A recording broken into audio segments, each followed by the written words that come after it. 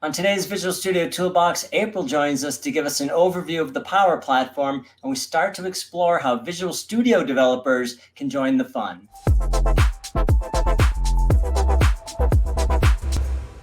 Hi, welcome to Visual Studio Toolbox. I'm your host, Robert Green, and on today's episode, we're going to start our look at the Power Platform. And April Dunham is going to join us. Hi, April.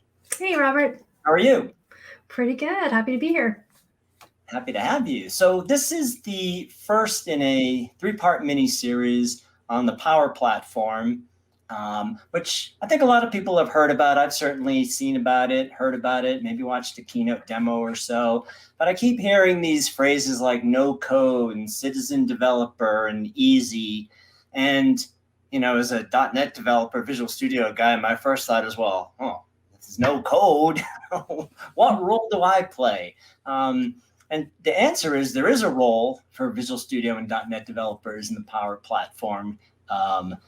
And I think it's a very important one. And what we want to do on this series is direct this at .NET developers and explain to them what the Power Platform is and where they can fit in.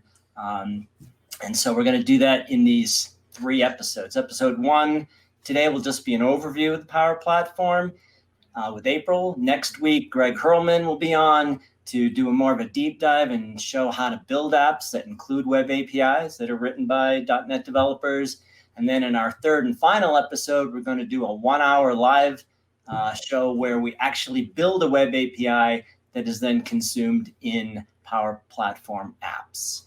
And so I think you guys, people watching this, just kind of watch these and really understand. I don't think we're necessarily breaking any new ground, but we're approaching this from kind of the .NET developer inside instead of the, business side building up. Same content, just a different spin on it. And hopefully at the end of the 3 episodes, you guys will say, oh yeah, that's something I definitely want to do. And now I know how to get started. That's the goal. And with that, you're up.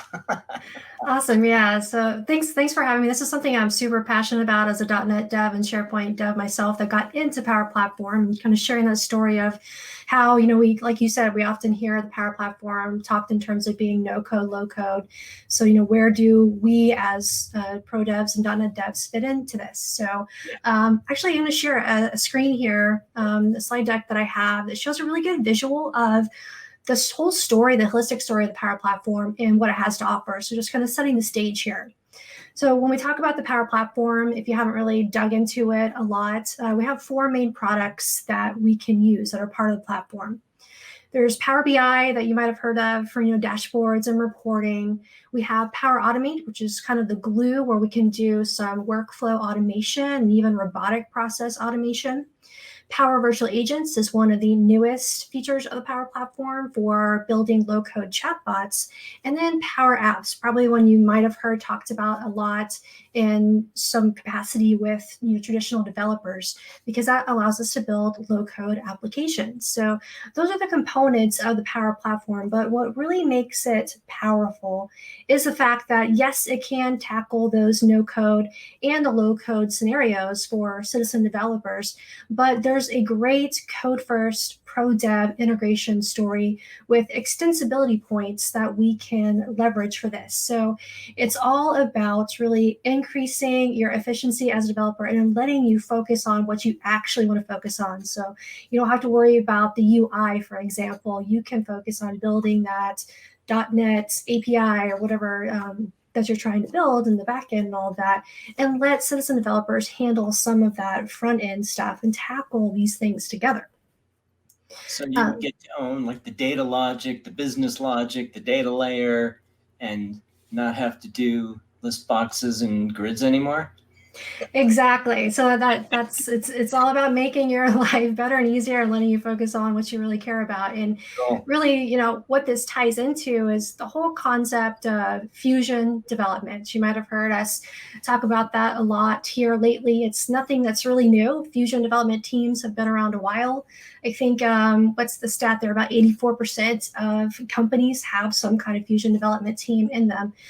So it's really all about IT pros, devs, and low-code developers, citizen devs, whatever you want to call them, working together to create software faster. So there's something in this truly for everyone. So you can have those low-code devs that know the business process and the solution, what they're trying to solve really well, get in there, be able to determine the requirements and what's actually needed in the software that you need to build, and even do a prototype of the UI and how you want it to look. And all you have to do as a developer is help bridge the gap in some of the planning and security and being able to pull in data, for example, say from internal systems, APIs that you might have, and facilitate that extension and integration. So it really makes the process very user-friendly, collaborative, and helps everyone focus on what they actually care about. Cool. Yep. So there's the metric there. About 84% of companies do have these fusion teams. Like I said, so many benefits of embracing this fusion development approach. So an example of how this could work in action. So I really want to focus here on Power Apps because that's the application development standpoint used for the Power Platform. The ability for an end user to be able to come forward with these requirements that you want to solve, having a citizen developer build that front end in a Power App. And then if you need, like I said, to integrate data from one of your legacy or internal systems, being able to go plug in as a pro dev, add in that functionality, and be able to have the seamless process. And how we do that plugin is with something that Power Platform offers called custom connectors. So custom connectors, so that's a way, connector is something in the Power Platform that they have, which is just a wrapper around an API that lets us communicate between services on the Power Platform. So it's one of the things that really makes building applications on the Power Platform so easy because we have about 500 different built-in connectors that we can just plug and play right now. So these are services like Microsoft services you might expect, SharePoint and all of that, but other services like third-party SaaS services like Box and Salesforce and all that.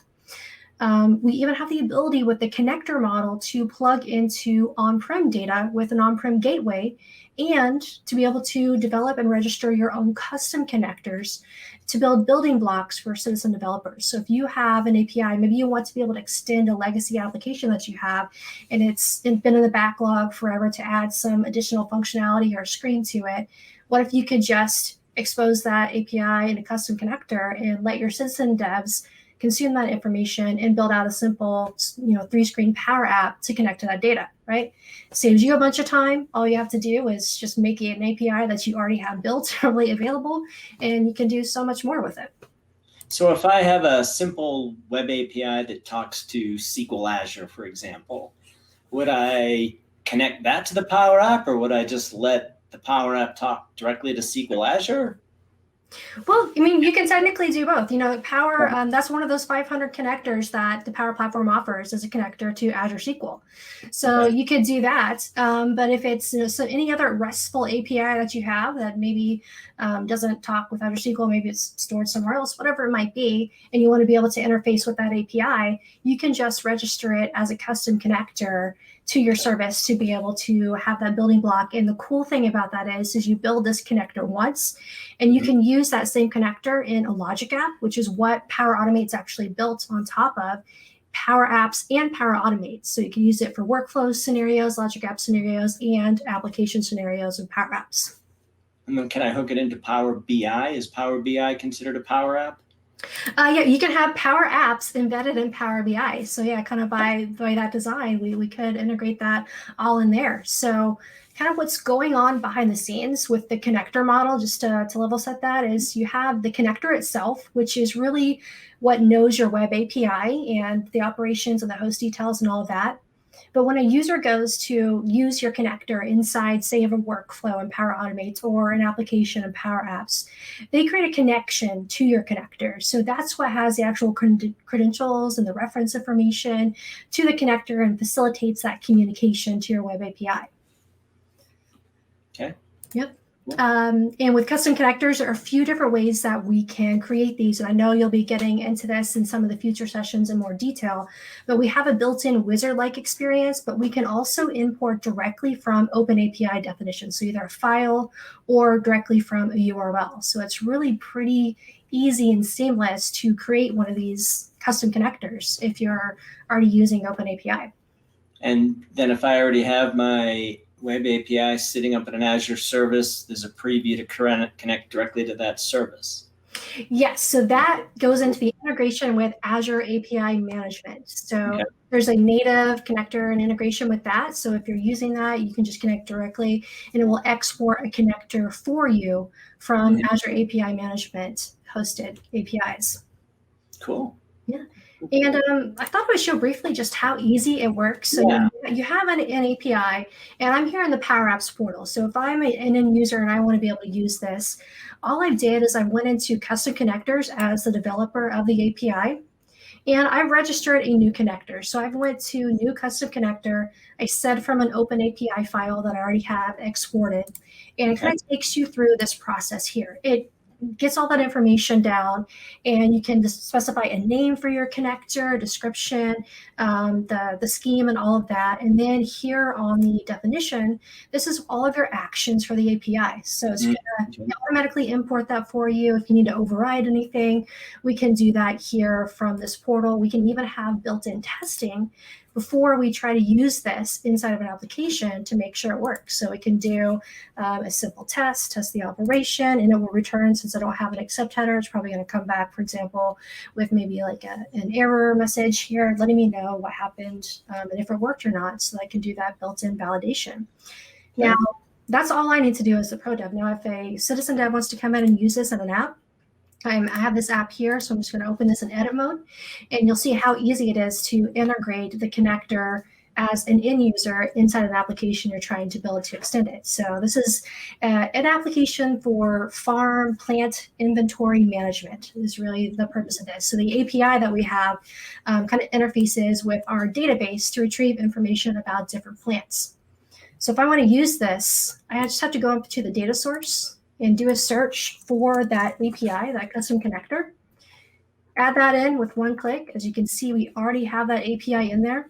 Then now if I want to go into search, all I do is on this button, I'm going to have that call my API.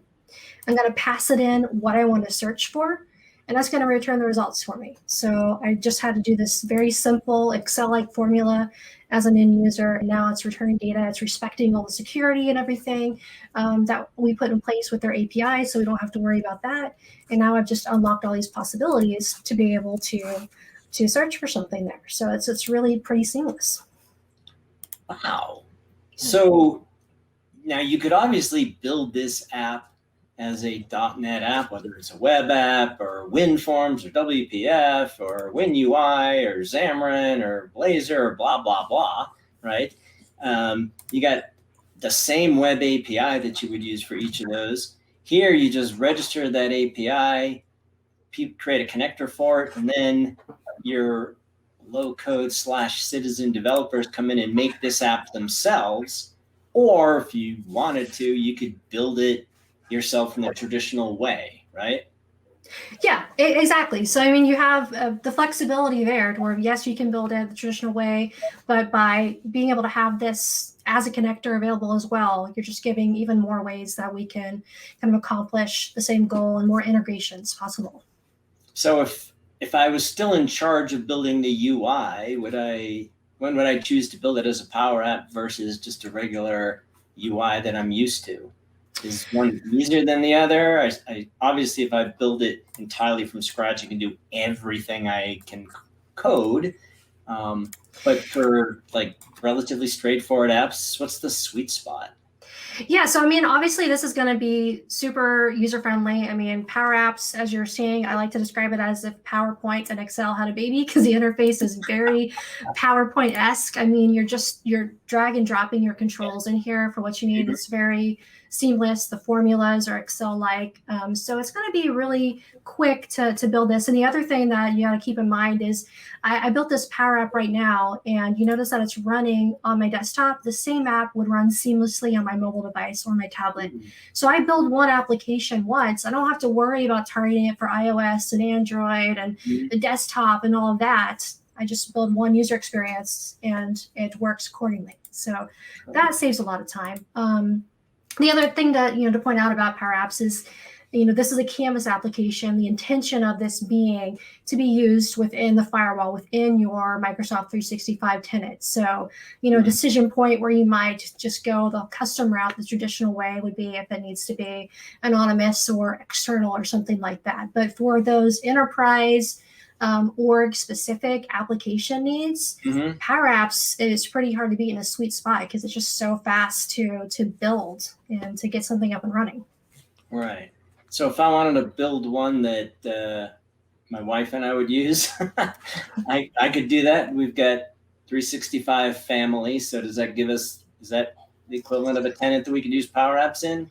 Yeah, the family doesn't, but what you can do is use the Power Apps developer plan. So that's a new plan there, and we can test and build all the Power Apps that we want there. Most M365 plans, like the business premium and all the SKUs and all that, include a license for Power Apps. We actually have that myself, my husband and I built an application of Power Apps to manage when he needs to mow the lawn and when he needs to water and all that. So we have actually did that. With Power Apps. Yeah. Cool. Yeah, and there's other integration points too that I thought I'd point out. So that's a big one, especially for .NET developers, just being able to consume your APIs in there and saving time. But there's a lot of other extension points that I want to point out. Let me just pull something up here real quick, because this is a great slide here. And sorry for all the back and forth. There we go. So this kind of shows the whole scope. So besides custom connectors, what else can we do from a pro dev standpoint with the Power Platform, and specifically Power Apps? So with Power Apps, we can even integrate with things like IoT Edge. It has built-in mixed reality, which is pretty cool. So this is one of the things I did in a hackathon. It has a 3D viewer mixed reality control where you can place objects in mixed reality and even measure and do things like that. So we can have geospatial mapping, even integrate with the HoloLens, the applications that we build in Power Apps, again, without having to worry about a lot of heavy code, just very quick use. Artificial intelligence. This is another good integration point from a pro dev standpoint.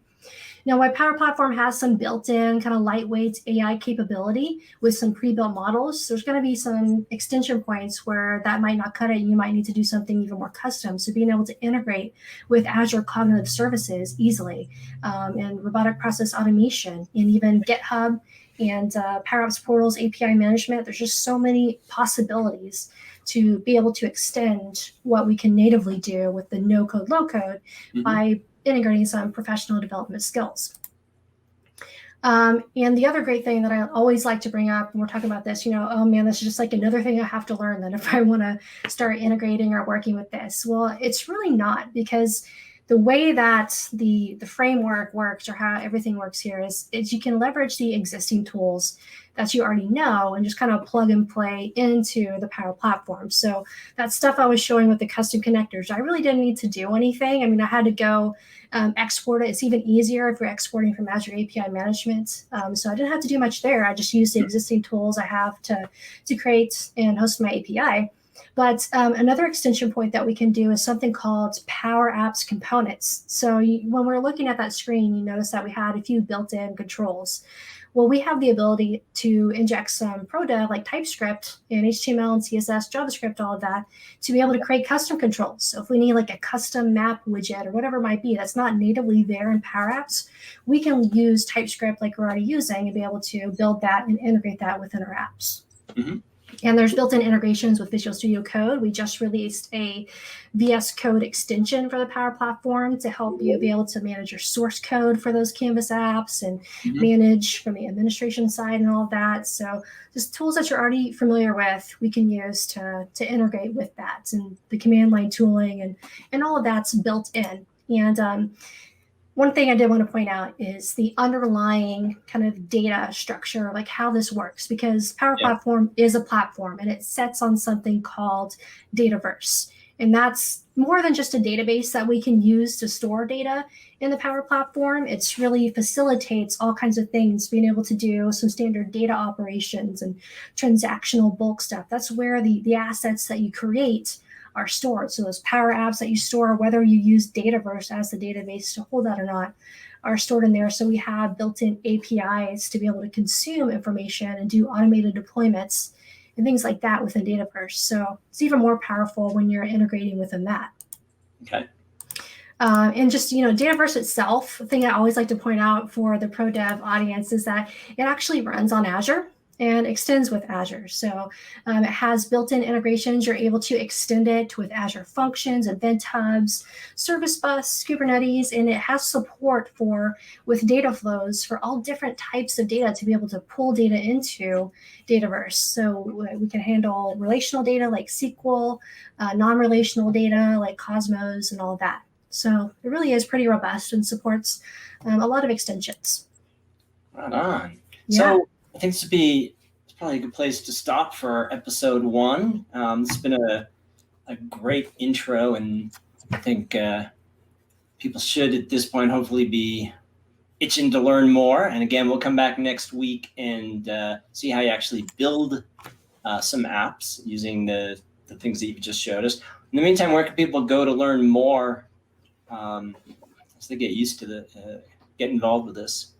Yeah, so we recently, a team here on the cloud, obviously did a Fusion development learning path on Microsoft Learn. So if you go to aka.ms/learn-fusion dev, that's a really great path walking you through the Fusion development approach, how you can integrate custom connectors and all that.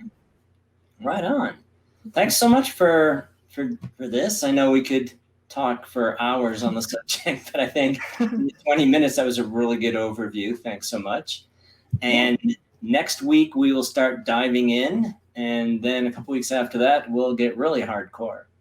So thanks so much, April. Yeah, thanks. It was fun. Hope you guys enjoyed that. And we will see you next time on Visual Studio Toolbox.